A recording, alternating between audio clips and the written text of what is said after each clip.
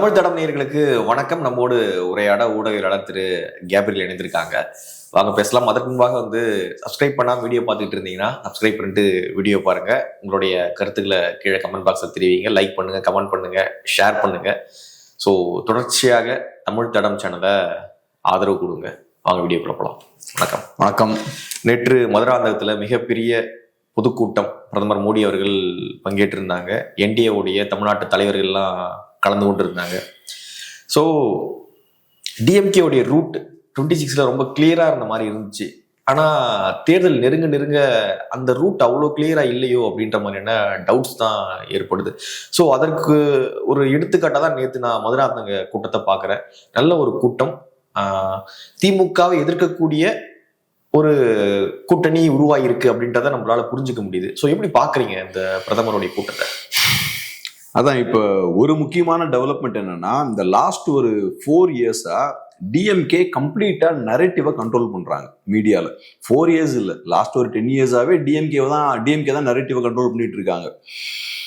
திமுக எதிர்கட்சியா இருக்கும் போதும் அதான் அவங்க பண்றாங்க. அவங்க என்ன நியூஸ் வரணும், என்ன நியூஸ் வரக்கூடாது, ஒரு இஷ்யூவை எப்படி ஹேண்டில் பண்ணணும், இந்த விஷயங்கள் எல்லாமே பார்த்தோம்னா ஏறக்குறைய திமுகவுக்கு ஃபேவரபிளா தான் நடந்துட்டு இருந்தது.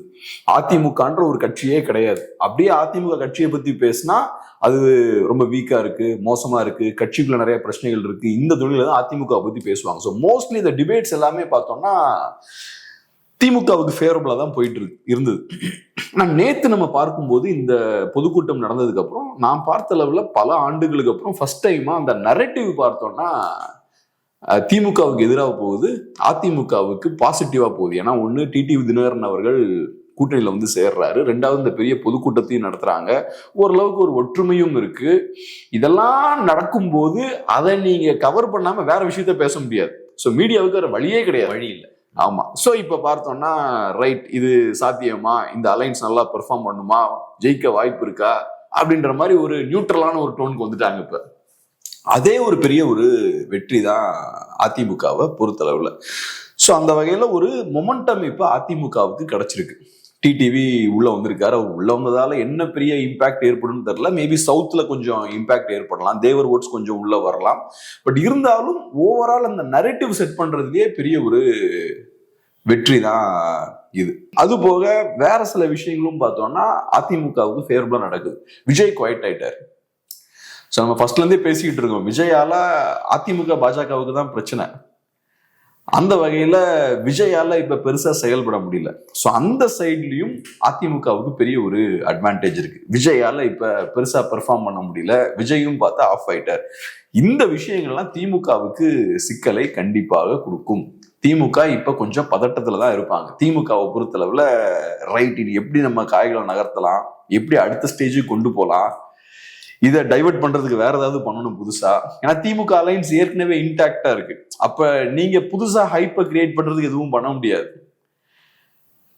ஸோ அப்படி இருக்கும்போது இருக்கிறத வச்சு என்ன பண்ணலாம்? இது போக காங்கிரஸ் பார்ட்டி வேற குடைச்சலை கொடுத்துக்கிட்டே இருக்காங்க. முந்தானேத்தா அந்த இவரு பிரவீன் சக்கரவர்த்தி இன்னொரு ட்வீட் கூட போட்டிருந்தாரு, விசில் பத்தி. ஆமா, விசில வச்சு போட்டிருந்தாரு. சோ இந்த சட்டசபைக்குள்ள பேசின செல்ல பெருந்தகை அவர்கள் அப்படி பேசல. அவரு ரொம்ப பாசிட்டிவா தான் பேசுறாரு அந்த கூட்டணிக்கு, டிஎம்கே. ஏதோ ஒண்ணுங்க, இப்ப அதிமுக சைட்ல பாசிட்டிவான விஷயங்கள் நடந்துட்டு இருக்கு. கூட்டணி வலு பெற ஆரம்பிச்சிருக்கு, புது ஆட்கள் எல்லாம் உள்ள வராங்க, ஒரு மொமெண்டம். இன்னொரு சைட்ல விஜய் வீக் ஆயிருக்காரு. ஸோ இது எல்லாமே அதிமுகவுக்கு பாசிட்டிவா போகுது. அப்படி இருக்கும்போது திமுக சைட்ல குறைந்தபட்சம் நெகட்டிவா எதுவும் பண்ணாமலாவது இருக்கணும்ல. ஆனா இப்ப இவர் பிரவீன் சக்கரவர்த்தி போடலாம் நெகட்டிவான விஷயம் தானே. ஓகே, செல்வ பெருந்தகை பாசிட்டிவா பண்றது வேற, அது கூட்டணியில கூடிய கட்சி பண்ண வேண்டிய வேலை. அது கூட்டணியில எல்லா கட்சிகளுமே அப்படிதான் செயல்படணும். ஆனா குறைந்தபட்சம் நெகட்டிவான விஷயங்கள் நீங்க பண்ணக்கூடாது இல்ல, அது அங்க இல்ல. சோ இப்பவும் பார்த்தோம்னா ஒரு டஃப்பான ஃபைட்டா இருக்கும் தான் நான் பாக்குறேன். நம்ம ஸ்டார்டிங்ல இருந்தே சொல்லிட்டு வருது அதுதான், ஒரு டஃப்பான ஃபைட்டா தான் இது இருக்கும். ஸ்டார்டிங்ல ஏதோ திமுக ரொம்ப ஸ்ட்ராங்கா இருக்கிற மாதிரி, கண்டிப்பா ஜெயிச்சிருவாங்கன்ற மாதிரி ஒரு பில்டப் கொடுத்துட்டு இருந்தாங்க. அப்பவுமே அது டஃப்பான ஃபைட்டா தான் இருந்திருக்கும். இப்ப இன்னும் அது டஃப்பான ஒரு ஃபைட்டா தான் இருக்கும். ஏன்னா இன்னமுமே அதிமுகவுக்கு வேற சில சிக்கல்கள் இருக்கு. விஜய் சிக்கல் தான், விஜயால பெருசா செயல்பட முடியலனாலும் விஜய் சிக்கல் தான். நல்லா செயல்பட்டா 10% ஓட்டு வாங்குவாரு, செயல்படலைன்னா 5-6% ஓட்டு வாங்குவாரு. சோ விஜயால எப்படியுமே பாதிப்பு ஏற்படதான் செய்யும், அது சிக்கல் தான். அதே மாதிரி சீமான் இன்னொரு சைட்ல அவர் ஒரு போன தடவை 8%. ஸோ மினிமம் ஒரு 8% வச்சுக்கிட்டா கூட அதுவுமே ஒரு சிக்கல் தான். அது போக அதிமுகவோட பாஜக இருக்காங்க. பாஜக என்னன்னா, பாஜக ஒரு லைபிலிட்டி தான் நிறைய ஆங்கிள் பார்க்கும்போது. இப்ப பாஜகவால சில விஷயங்கள்ல பயங்கர ப்ராஃபிட் இருக்கு. இப்ப விஜய குவைட் ஆக்கியாச்சு, டிடிவியை உள்ள கொண்டு வந்தாச்சு.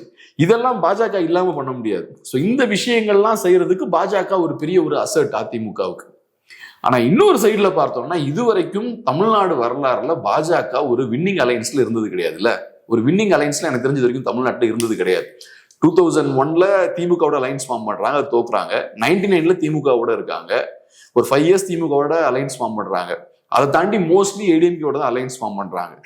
இது வரைக்கும் பாஜக தமிழ்நாட்டில் ஒரு வின்னிங் அலைன்ஸோட இருந்தது கிடையாது. இப்ப ஜெயிச்சாங்கன்னா ஃபர்ஸ்ட் டைமா பாஜக தமிழ்நாட்டில் ஒரு வின்னிங் அலைன்ஸோட இருக்காங்கன்ற அந்த ரெக்கார்டை அவங்க பிரேக் பண்ணி ஃபர்ஸ்ட் டைமா ஒரு ட்ரெண்டை செட் பண்ணலாம். பட் இது வரைக்கும் இருந்தது கிடையாது. அது எதர்ச்சியாகவும் நடக்கல. ஏன்னா தமிழ்நாடு அரசியலை பொறுத்தளவுல பாஜகவை எதிரியா காட்டி திமுக இத்தனை வருஷங்கள் வண்டியை ஓட்டிட்டு இருக்காங்க. திமுகவுக்கு இன்னைக்கு ஒரு அரசியலும் கிடையாது. அவங்களோட ஒரே அரசியல் என்னன்னா பாஜக எதிர்ப்பு. பாஜக எதிர்ப்பை காட்டி இவ்வளவு நாள் வண்டி ஓட்டிட்டாங்க. அப்ப கிரவுண்ட்ல பாஜகவுக்கு எதிரான ஒரு மனநிலை இருக்கு. அதனாலதான் திமுகவோட அரசியல் செல்லாகுது. அதனாலதான் இபிஎஸ்மே 2024 ரிவர்ஸ் போறாரு. அப்புறம் இன்னைக்கு வேற வழி இல்லைன்னா அவங்களும் அலைன்ஸ் ஃபார்ம் பண்றாங்க. ஸோ பாஜக ஃபேக்டருமே அதிமுகவுக்கு ஓட்டுன்னு வரும்போது மைனாரிட்டி ஓட்ஸ் அஃப்கோர்ஸ் உடையுது. அதை தாண்டியும் ஒரு சிக்கல் இருக்கும் அப்படின்ற மாதிரி தான் பாக்குறேன். ஸோ இந்த சிக்கல்கள்லாம் ஏடிஎம்கேவுக்கு இருக்கு. இது தாண்டி திமுகவுக்கு நம்ம சொல்லவே வேண்டாம். திமுகவை பொறுத்தளவுல அவங்க ஒரு 4 வருஷம் ஆட்சி பண்ணிட்டாங்கன்னா கண்டிப்பா ஆன்டி இன்கம்பன்சி இருக்கும். நிறைய மிஸ்மேனேஜ்மெண்ட் இருக்கும். அவங்களோட பவர்ஸை மிஸ்யூஸ் பண்றதும் அதிகமா இருக்கும். குறிப்பா கீழ் லெவல்ல. அதிமுக 10 வருஷம் ஆண்டாங்க. கரெக்ட். அப்போ 2021ல அவங்களுக்கு ஆன்டி இன்கம்பன்சி வரணும் அப்படின்னா டபுள் ஆன்டி இன்கம்பன்சி. ஆனாலுமே அவங்க கம்ஃபர்டபுளான ஒரு எதிர்கட்சியா உட்கார்றாங்க. ஆனா டிஎம்கே 10 வருஷம் ஆண்டாங்கன்னா அவங்களுடைய ஆன்டி இன்கம்பன்சின்றது கடுமையா இருக்கும். 5 வருஷமே அவங்களுக்கு கடுமையான ஆன்டி இன்கம்பன்சி இருக்கும். ஸோ அவங்க எப்படி சமாளிக்க போறாங்க அப்படின்றது ஒரு திமுகவுக்கு அதான் சிக்கல். திமுக 4 இயர்ஸ் ஆட்சி பண்ணாங்கன்னா 100% கிரவுண்ட்ல ஆன்டி இன்கம்பன்சி இருக்கும். மேல இருந்து பார்க்கும்போது நமக்கு பெருசா தெரியாது. கீழே பார்த்தீங்கன்னா அதிமுக ஒரு டிசிப்ளின்டான பார்ட்டி. எப்பவுமே நீங்க நல்லா கவனிச்சீங்கன்னா அதிமுக மேடையும் திமுக மேடையும் பாருங்க, லோக்கல் லெவல்ல அதிமுக மேடை மோர் டிசிப்ளின்டா இருக்கும். ஓரளவுக்கு ஆர்கனைஸ்டா இருப்பாங்க. ஒரு கட்டுக்கோப்பான ஒரு அமைப்பா இருக்கும். கீழே நீங்க பாத்தீங்கன்னா திமுகவை பொறுத்த லெவல்ல ஊர்ல எல்லாம் மேடைகள்லாம் நீங்க பார்த்தீங்கன்னா ஃபுல் கிரௌடா இருக்கும். எல்லாரும் வந்து நிற்பாங்க திமுக மேடைகள்ல. அது போக திமுகவை பொறுத்தளவுல பாத்தீங்கன்னா ஒரு சிங்கிள் சென்ட்ரலைஸ்டான ஒரு கண்ட்ரோல் கிடையாது. ஏடிஎம்கேல அது உண்டு. ஜெயலலிதா அவர்கள் இருந்த போதும் சரி, இப்பவும் ஓரளவுக்கு அந்த சிங்கிள் சென்ட்ரலைஸ்ட் பவர் உண்டு. அவங்களால கீழே இருக்க ஆட்களை ஃபுல்லா கண்ட்ரோல் வச்சுக்க முடியும். அதே மாதிரி மணி ஃப்ளோவும் பாத்தீங்கன்னா மேல இருந்து கீழே வரும், டாப் டு பாட்டம் வரும். திமுக அப்படி கிடையாது. மணி ஃப்ளோ கீழே இருந்து மேல போகும். ஸோ அப்ப கீழே இருக்கணும் நிறைய பவர் இருக்கும். அதே மாதிரி நான் சொன்ன மாதிரி சென்ட்ரலைஸ்டான பவர் ஸ்ட்ரக்சரும் கிடையாதாங்க. ஸோ கீழே இருக்க ஆட்கள்லாம் இன்னும் பவர்ஃபுல்லா இருப்பாங்க. யாரையும் நீங்க ஈஸியா படால் அடிச்சு தூக்கி போட்டுற முடியாது. திமுகல அவங்க இருக்கக்கூடிய இடத்துல ஸ்ட்ராங்கா இருப்பாங்க. ஒவ்வொருத்தங்களும் கோட்டையா வச்சிருப்பாங்க. ஒரு கவுன்சிலர் இருக்காருன்னா அவர் ஏரியா ஒரு கோட்டை மாதிரி வச்சிருப்பாரு. ஒரு மாவட்ட செயலாளர்னா அவர் ஏரியா அவருக்கு ஒரு பவர்ஃபுல்லான ஒரு கோட்டை மாதிரி வச்சிருப்பாரு. அதனால அவங்க என்ன பண்ணுவாங்க, அவங்களோட அதிகாரத்தை கிரவுண்ட்ல காட்டுவாங்க. அது பொதுமக்களை இரிட்டேட் பண்ணும். நிறைய நேரங்கள்ல நான் கிரவுண்ட்ல எல்லாம் ஒர்க் பண்ணிருக்கேன். இந்த ரிசர்ச் எல்லாம் பண்ணும்போது, இந்த கருத்து கணிப்புலாம் நடத்தும் போது அப்ப நான் பார்த்திருக்கேன். நிறைய நேரங்கள்ல சாதாரண மக்களுக்கு அதை பார்க்கும்போது கோபம் வரும்.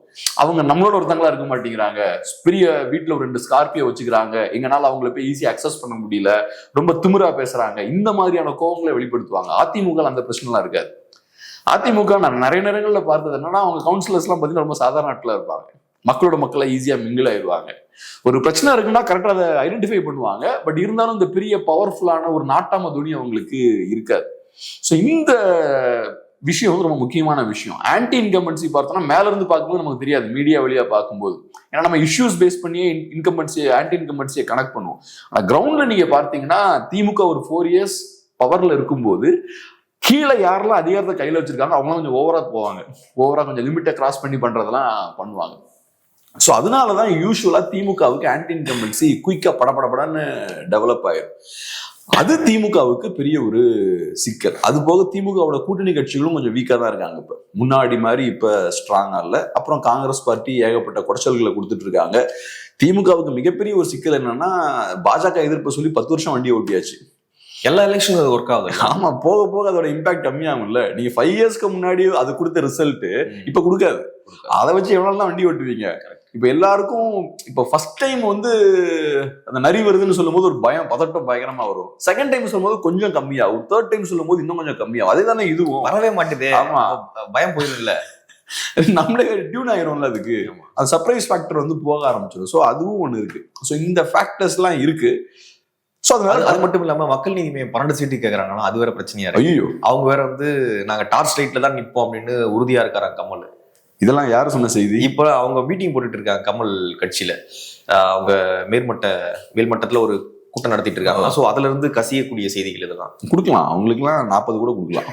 12 இல்ல, நாங்க 24லயே வந்து எலெக்ஷன்ல வந்து போட்டி போடல, ராஜ்யசபா சீட்டு தான் கொடுத்தீங்க, வேற வழி இல்லாம நான் பிரச்சாரம் பண்ணேன். ஆமா, எவ்வளவு பெரிய தியாகம் அது. போட்டி போட்டுருந்தாலும் 4 சீட் ஜெயிச்சிருக்கலாம். போட்டி போடல, கொடுக்கல நீங்க. ஆமா, இப்போ எனக்கு வந்து 2 எம்பி சீட்டு கணக்கு பண்ணி 6, 12 எம்எல்ஏ சீட்டா கொடுங்க அப்படின்னு. நம்மளை பொறுத்தளவுல மக்கள் நீதி மையத்துக்குலாம் 40 சீட் கண்டிப்பா கொடுக்கணும். அதுக்கான ஒருத்தம் அந்த கட்சிக்கு உண்டு. ஆனா மக்கள் ஒரு பாடத்தை கற்பிக்கணும். உங்களுக்குலாம் 4 வருஷம் ஆளு காணாம போயிட்டு இப்ப வந்து அரசியல் பேச வெளில வரீங்கன்னா உங்களுக்கு எவ்வளவு தைரியம் இருக்கணும்? ஒண்ணு, ஃபர்ஸ்ட் திமுக எதிர்ப்பை முன் வைத்து அரசியல் பண்றீங்க, ஓட்டை வாங்குறீங்க. அதுக்கப்புறம் திமுகவோடய பேசிடுறீங்க. உங்களுக்கு ஓட்டு போட்டவனெல்லாம் லூஸ் ஆக்குறீங்க. 2வது என்ன பண்றீங்க? ஒரு 4 வருஷம் ஆட்கள் யாரும் வெளியவே வரல. நம்மளோட அரசியல் செயல்பாடு என்ன? ஒண்ணுமே கிடையாது, ஜீரோ. ஒரு அரசியல் கட்சியா நீங்க எதுவுமே பண்ணல. அதுக்கப்புறம் நீங்க என்ன பண்றீங்க? அப்படியே மெதுவா எலெக்ஷன் கிட்ட வரும்போது திருப்பி வெளில வரீங்க. வெளில வந்து யாரோட பிரச்சனையை பேசுறீங்க? உங்க பிரச்சனையை பேசுறீங்க. ஸோ அதனால இவங்களுக்கு கண்டிப்பா இவங்களோட விருப்பப்படி 40-50 சீட் கொடுக்கட்டும். ஆனா மக்கள் இவங்களுக்கு ஒரு பாடத்தை கற்பிக்கணும். ஓகே, அதுக்கப்புறம் இந்த மாதிரிலாம் எதுவும் பண்ணிட்டு வரக்கூடாது. ஒண்ணுமே பண்ணாம மக்கள் பிரச்சனையை பேசாம உங்க பிரச்சனையை இப்ப பேசிட்டு இருக்கீங்க. உங்க பிரச்சனை உங்களுக்கு இப்ப சீட்டு வேணும், அதான் உங்களுக்கு பிரச்சனை. அதை நீங்க பேசுறீங்க. ஒரு போட்டோ கூட ஏதோ ரிலீஸ் ஆச்சுன்னு ஒண்ணு போட்டுட்டு இருக்காங்க இப்ப. அந்த கேம்பெயின் ட்ரக்ல ஒரு கமல்ஹாசன் நிக்கிற மாதிரி பழைய போட்டோ நினைக்கிறேன். பழைய போட்டோ அவங்க மகள் நினைக்கிறேன். கீழே அந்த டார்ச் லைட்டோட இருக்காங்க. அதை நிறைய பேர் ஷேர் பண்ணிட்டு இருந்தாங்க. மோஸ்ட்லி எல்லாம் கேலி மட்டும் தான் அதை ஷேர் பண்ணிட்டு இருந்தாங்க. அந்த இது பின்ன இப்படி அரசியலே பண்ணாம எலெக்ஷன் கிட்ட வரும்போது மட்டும் வந்து அரசியல் பண்றதுனா இது என்ன அரசியல்? அப்ப நீங்க மக்களுக்காகவே அரசியல் பண்ண மாட்டேங்கிறீங்க. இந்த கட்சிக்கு மட்டும் இது பொருந்தாது. இன்னைக்கு தமிழ்நாட்டுல நிறைய கட்சிகள் அப்படிதான் இருக்கு. நிறைய கட்சிகள் நீங்க சொல்லலாம். இவங்கெல்லாம் இந்த ஒரு 6 மந்த்ஸ்க்கு முன்னாடி இவங்களோட அரசியல் செயல்பாடு என்ன? ஒண்ணுமே கிடையாது, ஜீரோ. இப்ப கரெக்டா எலெக்ஷன் கிட்ட நெருங்கும் போதுதான் இவங்க இதெல்லாம் பண்றாங்க. இது சின்ன கட்சிகள், பெரிய கட்சிகளுமே அப்படிதான். இப்ப திமுக எடுத்துப்போமே, இந்த 4 மந்த்ஸ் அவங்க மக்கள் சார்ந்த சில விஷயங்கள் பண்ண ஆரம்பிக்கிறாங்க. செவிலியர்கள் 1000 பேரை நீங்க பெர்மனன்ட் பண்றீங்க, மீடியாட்டையும் பெர்மனன்ட் பண்றோம் நீங்க ப்ராமிஸ் பண்றீங்க. இது எப்ப பண்றீங்க? இப்பதான் பண்றீங்க, எலெக்ஷன் முன்னாடி பண்றீங்க. ஓல்ட் பென்ஷன் ஸ்கீம் கொண்டு வரும்னு ப்ராமிஸ் பண்றீங்க. அதுக்கப்புறம் அஷ்யூர்ட் பென்ஷன் ஸ்கீம் ஒன்று கொண்டு வரீங்க, 13,000 கோடி ரூபாய் அதுக்கு ஒதுக்குறீங்க. எப்ப பண்றீங்க? எலெக்ஷன் கிட்ட நெருங்கும் போதுதான் நீங்க அதை பண்றீங்க. தூய்மை பணியாளர்கள் போராடுறாங்க, அவங்களுக்கு சில உத்தரவாதங்களை கொடுக்குறீங்க எதிர்கட்சியா இருக்கும்போது. அதை ஓரளவுக்கு நிறைவேற்றுறீங்க, அவங்கள சாட்டிஸ்ஃபை பண்ற அளவுக்கு ஓரளவு நிறைவேற்றி அவங்க இப்ப பின்வாங்குறாங்க. அது எப்ப பண்றீங்க? இப்பதான் பண்றீங்க.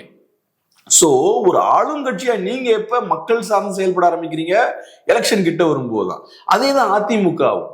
ஒரு 6 மாசத்துக்கு முன்னாடி அவங்களோட செயல்பாடு என்ன?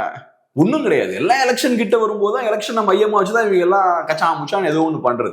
சிறிய கட்சிகளை பொறுத்தளவு ஒண்ணுமே கிடையாது. டிஎம்டிகே எல்லாம் என்ன பண்ணிட்டு இருந்தாங்கன்னு யாருக்கும் தெரியாது. எம்டிஎம்கே, கம்யூனிஸ்டுகள் எவ்வளவு போராட்டங்கள், எவ்வளவு பிரச்சனைகள், அதுல இவங்களோட செயல்பாடு என்ன, கான்ட்ரிபியூஷன் என்ன, ஒண்ணுமே கிடையாது. எலெக்ஷன் கிட்ட வரும்போது எல்லாரும் ஃபுல் ஃபார்ம்ல வருது. இப்படிப்பட்ட ஒரு பொலிட்டிக்கல் சிஸ்டம் நம்ம வச்சிருக்கோம். சோ அப்ப மக்கள் சார்ந்து இவங்க செயல்பட மாட்டேங்கிறாங்க. நான் ஒரு கட்சி வச்சிருக்கேன், கட்சி வச்சிருக்கிறதால எனக்கு சில எம்பிஸ் எம்எல்ஏஸ் வேணும், எனக்கு அதிகாரம் வேணும். அதிகாரம் தான் நான் சம்பாதிக்கலாம், அவ்வளவுதான். எனக்கு இவங்களெல்லாம் பத்தி எதுவும் கவலையே கிடையாது. அல்லது இருக்கிறத காப்பாத்த. ஆமா, இருக்கிறத காப்பாத்த நிறைய சேர்த்து வச்சிருக்கோம். ஒரு காலத்துல நல்லா செழிப்பா இருக்கும்போது நல்லா சேர்த்துட்டோம். இன்னைக்கு வீக்கா இருந்தாலும் குறைந்தபட்சம் அதை நாங்க பாதுகாத்துக்கணும். மக்களுக்காக அரசியல் பண்றவன் எப்படியா பண்ணுவான்? அவன் 365 டேஸும் களத்துல இறங்கி போராடி இருப்பான், மக்களோட நின்றுப்பான், பிரச்சனைகள் எடுத்து பேசியிருப்பான். அதெல்லாம் ஒண்ணும் கிடையாதுங்க. ஓகே, இப்போ டிஎம்டிகே வந்து அந்த அந்த அவங்களுடைய பேரம் அப்படின்றது வந்து அதிகமாக போயிட்டு இருக்கு அப்படின்ற மாதிரியான இது இருக்கு. அதனாலதான் வந்து கூட்டணி எந்த பக்கமே வந்து ஒத்து வரல அப்படின்னு இது வரைக்கும் அவங்க உறுதிப்படுத்தாம இருக்காங்க எந்த பக்கம் இருக்கும் அப்படின்னு சொல்றது. மேபி அவங்க திமுக கூட போக வாய்ப்பு இருக்கும் அப்படின்னு சொல்லப்படுது. ஸோ டிஎம்டிகே உடைய அந்த போக்கு ரொம்ப ரொம்ப அதிகபட்சமாக இருக்கிற மாதிரி தெரியுது. அவங்களுடைய எண்ணம், அவங்களுடைய எதிர்பார்ப்புலாம் அதிகபட்சமா இருக்க மாட்டேங்குது. 2006 அவங்க முதல் முறையா தேர்தலில் போட்டிடுறாங்க. அப்பொழுது வந்து அவங்க 8.5% ஓட்டு வாங்குறாங்க. விருதாச்சலத்துல வந்து விஜயகாந்த் ஜெயிக்கிறார். 2009 10% ஓட்டு வாங்குறாங்க. ஸோ அவங்க வந்து 2026 அப்படின்றதே மறந்துட்டாங்களா? 2006 விஜயகாந்த் இன்னும் இருக்காரு அப்படின்ற நினப்பிலே அவங்க வண்டி ஓட்டிட்டு இருக்காங்க. எப்படி பாக்குறீங்க அவங்களுடைய அப்ரோச்? இப்ப இது ஒன்றும் புதுசு இல்லை. அவங்க எப்பவுமே அவங்க சக்திக்கு மீறி அவங்க டிமாண்ட் பண்ணியிருக்காங்க. சக்தியை மீறின எக்ஸ்பெக்டேஷன்ஸ் தான் அந்த கட்சிக்கு எப்பவுமே இருந்திருக்கு. இப்பவும் அதான் நடந்துட்டு இருக்கு. அவங்களோட பலம் ஒன்னா இருக்கு, அவங்களோட எதிர்பார்ப்பு வேற ஒன்னா இருக்கு. எப்பவுமே அந்த கட்சி எடுத்த உடனே ஸ்ட்ரைட்டா போய் அலைன்ஸ்ல போய் உட்கார்ந்தது கிடையாது. கொஞ்சம் நெருக்கி பிடிச்ச நெகோசியேட்லாம் பண்ணி எடுத்து கடைசியில தான் அவங்க கொஞ்சம் அப்படியே லூஸா இறங்கி வரக்கூடிய விஷயத்த பண்றாங்க. 2016 நம்ம பார்த்தோம். அப்பயும் இதே தான் பேசினாங்க. நீங்க சொன்ன இதே விஷயங்களும் அப்பயும் பேசினாங்க. மக்கள் நல கூட்டணி. ஆமா, ஓவரா எக்ஸ்பெக்ட் பண்றாங்க அவங்க. கொஞ்சம் கம்மியா எக்ஸ்பெக்ட் பண்ணி ஒரு அலைன்ஸ்ல போய் சேர்ந்திருந்தாங்கன்னா, குறிப்பா திமுகவோட போய் சேர்ந்திருந்தாங்கன்னா நல்லா பவர் என்ஜாய் பண்ணிருக்கலாம் அவங்க. ஆமா, அப்போதான் வந்து கலைஞர் சொன்னாரு பழமொழி பால்ல விழப்போகுது அப்படின்னாரு. அவ்வளோ ஈகர், அவரு ரொம்ப வெயிட் பண்ணாரு. அப்ப போயிருந்தா கூட இவங்க பற்றி ஜெயிச்சிருக்கலாம். ஏன்னா ஏன் அவர் எதிர்பார்த்தாருன்னா, அவர் ஒரு பிராக்டிக்கல் பொலிட்டீஷியன். இப்ப ஹிட்லருக்கும் ஸ்டாலினுக்கும் டிஃபரன்ஸ் என்னன்னா, ஸ்டாலின் வந்து ஒரு பிராக்டிக்கலான இண்டிவிஜுவல். ஸ்டாலின் ஹிட்லரை சீண்டிக்கிட்டே இருந்தாரு. ஆனா ஸ்டாலின் ரொம்ப கான்பிடண்டா இருந்தார், ஹிட்லர் நம்மளை அடிக்க மாட்டார். ஏன்னா ஹிட்லருக்கு ஏற்கனவே நிறைய பிரச்சனைகள் இருக்கு, ஏற்கனவே அவரு மோதல்ல இருக்காரு. ஸோ அதனால கண்டிப்பா ஹிட்லர் நம்ம பக்கம் திரும்ப மாட்டாரு. பிரிட்டன், பிரான்ஸ், அப்புறம் இவங்களோட எல்லாம் மோதிட்டு இருக்காரு, நம்ம கூட எப்படி வருவாருன்னு நினைச்சிட்டு இருந்தாரு. ஆனா ஹிட்லர் பிராக்டிக்கலான ஆள் கிடையாது. நானே அழிஞ்சாலும் பரவாயில்ல, முட்டிடலான்னு போய் முட்டிட்டாரு அவர் ஸ்டாலினோட. ஸோ செலவுக்கு இந்த மாதிரி இருப்பாங்க. இது ஏறக்குறைய அந்த மாதிரியான ஒரு விஷயம் தான். 2016 டிஎம்டிகே பண்ணதெல்லாம் அந்த மாதிரியான ஒரு விஷயம் தான்.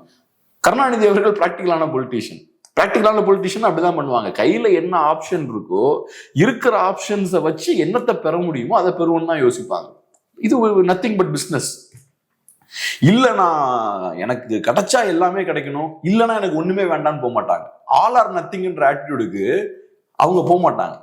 சில ஆர்டிஸ்டுகள் அப்படி பண்ணுவாங்க. ஹிட்லருக்கு அதான் விஷயம். ஹிட்லர் ஒரு ஆர்டிஸ்ட். அவருக்கு ஒரு ஆர்டிஸ்டிக் மைண்ட் தான் இருக்கும்.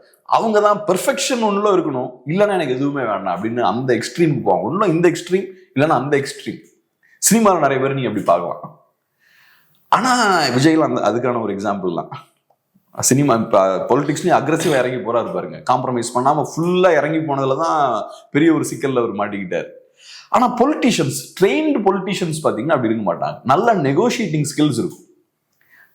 ஓபிஎஸ்லாம் ஸ்ட்ரென்த் தானே, சூப்பரான நெகோசியேட்டிங் ஸ்கில்ஸ். எப்படி யாருக்கிட்ட எதை வச்சு எப்படி நெகோசியேட் பண்ணும், முடிஞ்ச அளவுக்கு பார்கெயின் பண்ணி வாங்கணும். லைஃப்ல இண்டிவிஜுவல்ஸுக்கும் அது ரொம்ப முக்கியம். நெகோசியேட்டிங் ஸ்கில்ஸ் யாருக்கு நல்லா இருக்கோ அவங்களாம் நல்லா முன்னேறுவாங்க. கரெக்டா பவரோட நெகோசியேட் பண்ண தெரியணும். ஒரு மேனேஜ்மெண்ட் இருக்குன்னா அவங்க கிட்ட எப்படி நெகோசியேட் பண்ணணும், அவனுக்கு என்ன பிடிக்கும், அதெல்லாம் கரெக்டா செஞ்சு கொஞ்சம் கொஞ்சமா நெகோசியேட் பண்ணி வாங்கணும். அது இல்லைன்னா கெரியர்லயும் நம்ம இண்டிவிஜுவலா க்ரோ ஆக முடியாது, பொலிட்டிக்ஸ்லயும் பெருசா ஸ்கோர் பண்ண முடியாது.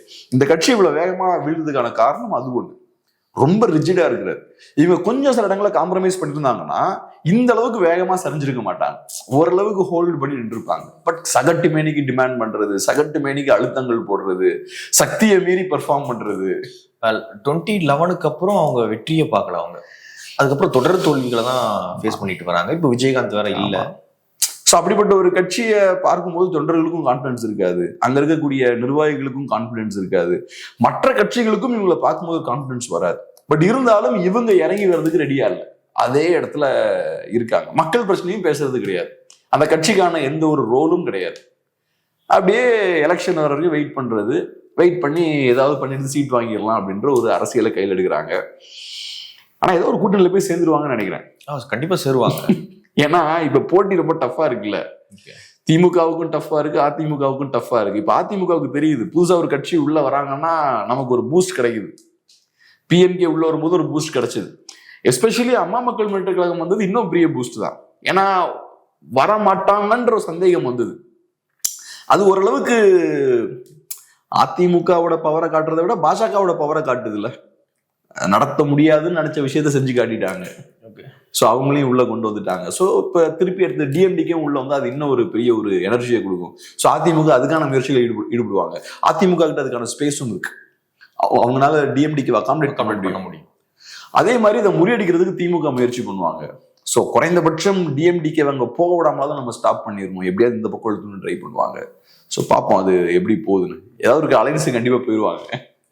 ஓகே, மோடி அவர்கள் அந்த மேடையில் வந்து டபுள் இன்ஜின் சர்க்கார் வந்து வரணும் அப்படின்னா நீங்க 26ல் என்டிஏக்கு வாக்களிங்க, டபுள் இன்ஜின் சர்க்கார் ஒர்க் ஆகி இந்த மாநிலம் பெரிய வளர்ச்சியை கொடுக்கும் அப்படின்ற மாதிரி சொல்றாரு.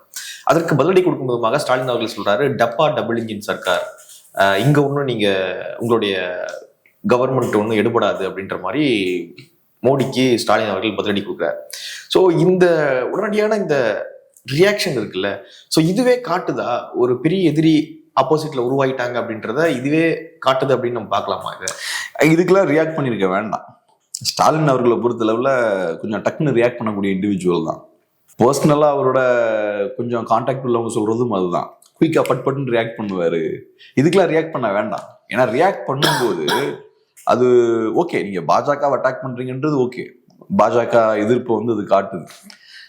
ஆனா நீங்க முடிஞ்ச அளவுக்கு நரேட்டிவ்ன்றது டிவிகே வர்சஸ் டிஎம்கே அப்படின்ற மாதிரி வச்சுக்கிறது பெட்டர். ஆனா இப்ப டிவிகே ஒண்ணுமே பண்ணாதனால அந்த சைடும் போக முடியாது பெருசா.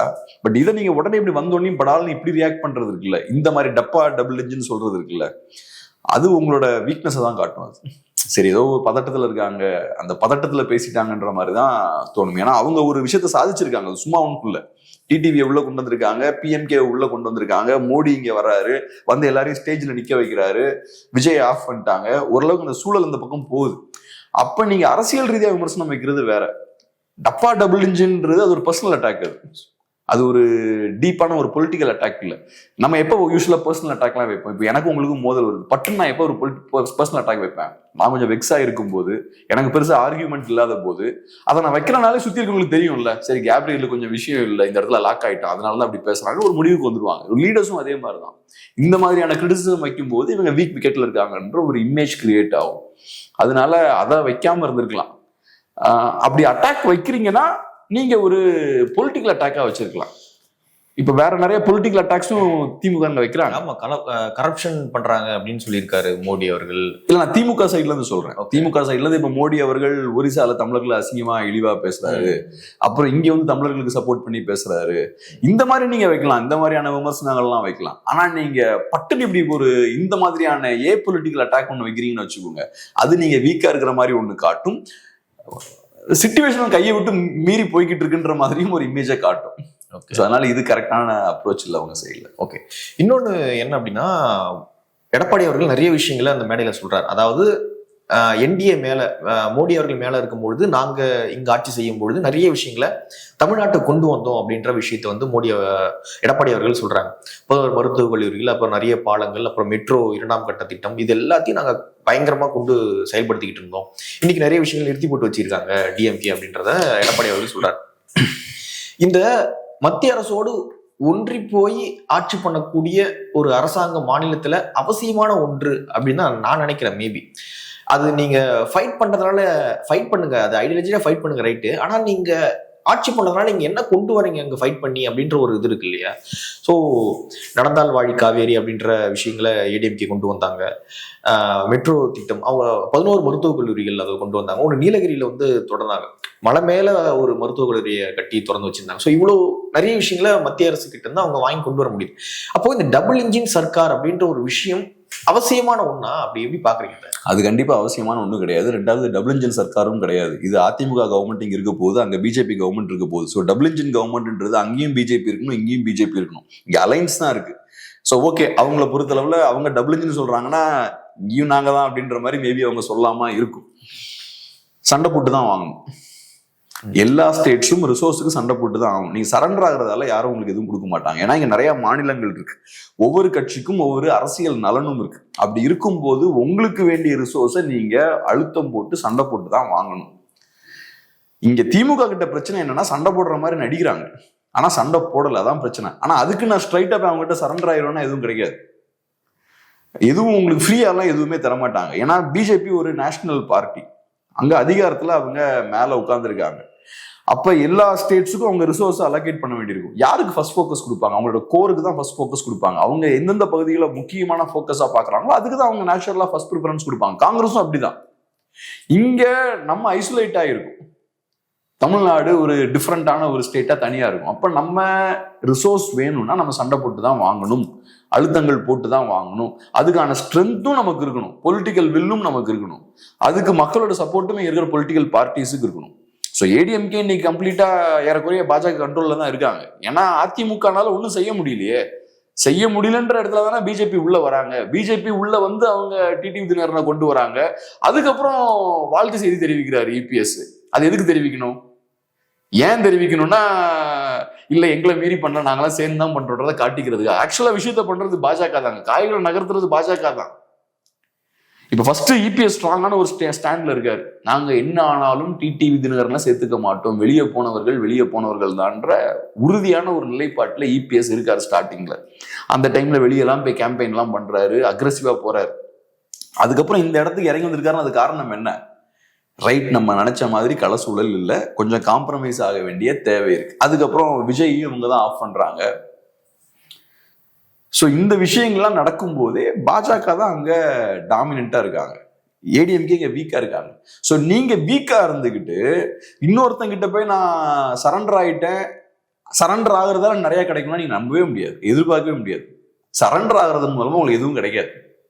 உங்களுக்கு ஒரு சலுகைகள் வேணும், விஷயங்கள் வேணும், நீ சண்டை தான் போடணும். இப்போ உதாரணத்துக்கு நம்ம இப்போ ரீசெண்டா நடந்த ஒரு சம்பவத்தை எடுத்துப்போம். ஒசூர்ல வந்து விமான நிலையம் கொண்டு வர திட்டமிட்டாங்க. அங்க கொடுக்க முடியாதுன்னு சொல்லிட்டாங்க மத்திய அரசு. ஆனா பக்கத்துல குப்பம் பகுதி, ஆந்திராவுடைய குப்பம் தொகுதிக்கு அந்த விமான நிலையம் போறதாக ஒரு செய்தி இருக்கு. குப்பம் தொகுதி அப்படின்றது வந்து சந்திரபாபு நாயுடைய ஒரு தொகுதி. அந்த தொகுதிக்கு விமான நிலையம் போகுது. கிட்டத்தட்ட ஒரு 100 கிலோமீட்டருக்குள்ளதான் வித்தியாசம் இருக்கு இங்கே ஒசூருக்கும் அந்த குப்பத்துக்கும். இப்போ மத்திய அரசு கூட கூட்டணியில் இருக்கிறதுனால, மத்திய அரசு கூட இணக்கமா போறதுனால சந்திரபாபு நாயுடு அவர்களுக்கு அந்த விஷயம் கொஞ்சம் இலகுவாக கிடைக்குது. நீ ஃபைட் பண்ற அப்படின்றதுனால தமிழ்நாட்டு மக்களுடைய நலன் தான பிரச்சனைக்குள்ளாகுது. அது அவரு இணக்கமா போறாருன்னு கிடையாது, அவங்க கிட்ட அதிகாரம் இருக்கு. சந்திரபாபு நாயுடு பவர்ஃபுல்லான லீடர். அங்க இருக்கிற லீடர்ஸ்லாம் ட்ரெடிஷ்னலா நேஷனல் பார்ட்டிஸோட நல்ல கான்டாக்ட்ல இருக்கவங்க. தமிழ்நாடு என்னைக்குமே ஐசோலேட் ஆகி இருந்திருக்காங்க. ஐசோலேட் ஆகி நீங்க இருக்கீங்கனாலே உங்களுக்கு பெரிய அதிகாரம் இல்லைன்னு அர்த்தம். உங்களால பெருசா அவங்களோட இன்டெகிரேட் ஆகி அவங்களோட சேர்ந்து ஒர்க் பண்ண முடியல, அவங்க மேல அழுத்தம் போட முடியல. உங்களுக்கு ஐசோலேட் ஆகினா எப்படி சொல்றீங்க? பவர் உங்களால பெருசா இங்க இருந்து எக்ஸப்ட் பண்ண முடியல. நீ பொலிட்டிக்கலாவே நீங்க நல்லா பாருங்களேன், தமிழ் பொலிட்டிஷியன்ஸ் பெருசா என்னைக்குமே நார்த்தோட ரொம்ப க்ளோஸா இருந்ததே கிடையாது, சென்டரோட. இவங்க ஒரு மாதிரி திமுக மத்திய காங்கிரஸ்ல இருக்கும்போது அவங்க எப்ப பார்த்தாலும் மத்திய அந்த டைம் இருந்தாங்க. பட் அதை தாண்டி நீங்க ஓவராலா ஹிஸ்டாரிக்கலா பாருங்க, நமக்கு பெருசா இன்ஃபுளுன்ஸ் கிடையாது, பெருசா கல்ச்சரல் கனெக்ஷனும் பெருசா கிடையாது இவங்களுக்கு. சோ இப்ப சந்திரபாபு நாயுடு இதெல்லாம் வாங்குறாருன்னா அவருக்கு பொலிட்டிக்கல் பவர் இருக்கு, அவருக்கு வேற சில பவர்ஸும் இருக்கு. ராம்மோகன் வந்து மத்திய விமானத்துறை அமைச்சராக இருக்காரு. சோ மேபி அதனால கூட அவங்க வந்திருக்கலாம். ஆனா ஒரு கனெக்ட் இருக்கும்பொழுது அது வருது இல்லைன்னு சொல்றேன். ஒரு கனெக்டே இல்லாம ஃபைட் பண்ணிட்டே இருக்கும். ஒன்னு சிம்பிள் பிரபு, இப்ப நான் உங்ககிட்ட இருந்து ஒரு விஷயத்த வாங்கணும்னா நீங்க ஒரு பண்ணையார் மாதிரி ரைட் கேப்ரியல் கேம்பஸ் செஞ்சிடலாம், நீங்க எதுவும் செய்ய மாட்டீங்க. பொலிட்டிக்ஸ்ல எதுவும் அப்படி நடக்காது. உங்களுக்கு ஒரு விஷயத்த வாங்குறதுக்கான சக்தி இருந்தாதான் உங்களுக்கு அரசியல்ல ஏதாவது கிடைக்கும். அது தமிழ்நாட்டுக்கும் பொருந்தும், கர்நாடகாவுக்கும் பொருந்தும், ஆந்திராவுக்கும் பொருந்தும், எல்லா ஸ்டேட்டுக்கும் பொருந்தும். ஸோ இப்போ மற்ற ஸ்டேட்ஸுக்கு சில விஷயங்கள் கரெக்டாக நடக்குதுன்னா அவங்க ஏதோ ஒரு லெவரேஜை யூஸ் பண்ணி அதை வாங்குறாங்க. எல்லாமே நீங்க லெவரேஜ் இல்லாம உங்களுக்கு பொலிட்டிக்ஸ்ல எதுவும் கிடைக்காது. ஏன்னா எல்லாம் பணம் சம்பந்தப்பட்ட விஷயம். நீங்க சொன்ன அந்த ப்ராஜெக்ட் பணம் சம்பந்தப்பட்ட விஷயம். ஒரு ஆயிரக்கணக்கான கோடி ஒரு இடத்துக்கு போகுதுன்னா அது சும்மா அவங்ககிட்ட வந்து உழாது. நான் வந்து இவர்கிட்ட ஃப்ரெண்டா இருந்தேன், க்ளோஸா இருந்தேன், அப்படி எதுவுமே அரசியல்ல நடக்காது. தமிழ்நாடு நல்லா க்ரோ ஆன டைம்லாம் பார்த்தோம்னா இங்க ரீஜனல் பார்ட்டி ஸ்ட்ராங்கா இருந்தாங்க. இன்னைக்கு ரீஜனல் பார்ட்டிஸ் வீக்கா இருக்காங்க, நம்மளால பெருசா ஃபைட் பண்ண முடியல இன்னைக்கு. அதுதான் இன்னைக்கு சிக்கல். இப்ப நீங்க சொன்னீங்கல்ல UPA 1 and 2, அந்த டைம்ல கூட பாத்தீங்கன்னா அப்கோர்ஸ் திமுகவுக்கு அது பயங்கர லாபகரமான ஒரு காலகட்டமா இருந்தது. அது தமிழ்நாட்டுக்கும் லாபகரமான காலகட்டம் தான். ஏன் அது நமக்கு லாபகரமா இருந்தது? அது அந்த டைம்ல சென்டர் வீக்கா இருந்தது, காங்கிரஸ் வீக்கா இருந்தது. அவங்க வீக்கா இருக்கும்போது திமுக ஸ்ட்ராங்கா இருந்தாங்க. ஸோ திமுகவுக்கு அவங்களோட நெகோசியேட் பண்றது ஈஸியா இருந்தது. ஸோ நீங்க அவங்க கிட்ட இருந்து நெகோசியேட் பண்ணி அவங்களை வீக் ஆக்குனா அவங்ககிட்ட இருந்து வாங்க முடியும். நீ என்ன சார்ந்திருக்கன்னு ஒரு புஷ் கொடுக்கணும். ஸோ பொலிட்டிக்கலா அது அந்த டைம்ல சாத்தியமாகுது. நான் என்ன சொல்றேன், அப்படியும் இல்லாம அது அப்படி நடந்தா நல்லதுதான், ஓகே. அதையும் தாண்டி மக்களோட பேக்கிங்கோட நீங்க அரசியல் பண்ணணும். எனக்கு சில விஷயங்கள் பண்ணணும், மக்களோட ஃபுல் சப்போர்ட் எனக்கு இருக்காங்க, நான் ஃபுல்லா உங்களுக்கு எதிராக அரசியல் பண்ணிடுவேன். இல்லைனா அந்த மக்கள் ப்ரெஷரை போட்டு வாங்குறதுக்கான கெப்பாசிட்டி வேணும். அதை நீங்க பண்ணணும்னா நீங்க மக்களுக்கான கட்சியா இருக்கணும். இப்ப நான் பாக்குறது என்னன்னா, தமிழ்நாடு பெருசா வளரல இந்த லாஸ்ட் ஒரு 15 இயர்ஸா. 2000s இருந்த அந்த growth இல்லை. இண்டஸ்ட்ரியலைசேஷன் வந்து இப்போ கொஞ்சம் இப்போ 90s அப்புறம் பார்த்தோம்னா 2000 நல்ல growth இருந்தது, ஏர்லி 2000. இப்போ அந்த growthலாம் ஸ்டாப் ஆயிருச்சு. அதுக்கெல்லாம் இதுவும் ஒரு முக்கியமான காரணம். நீங்க சும்மா ஸ்டண்ட் காட்டுறீங்க, அங்க போய் நான் சண்டை போடுற மாதிரி ஸ்டண்ட் காட்டுறீங்க, அப்படிலாம் எதுவும் பண்ணல. ஏன்னா இப்போ ஒவ்வொரு கட்சிக்கும் ஒரு நலன் இருக்கு. காங்கிரஸ் பார்ட்டின்னா அவங்க எங்க ஸ்ட்ராங்கா இருக்காங்களோ அவங்களுக்கு எந்த பகுதி தேவையோ அங்கதான் ஃபோக்கஸ் பண்ணுவாங்க.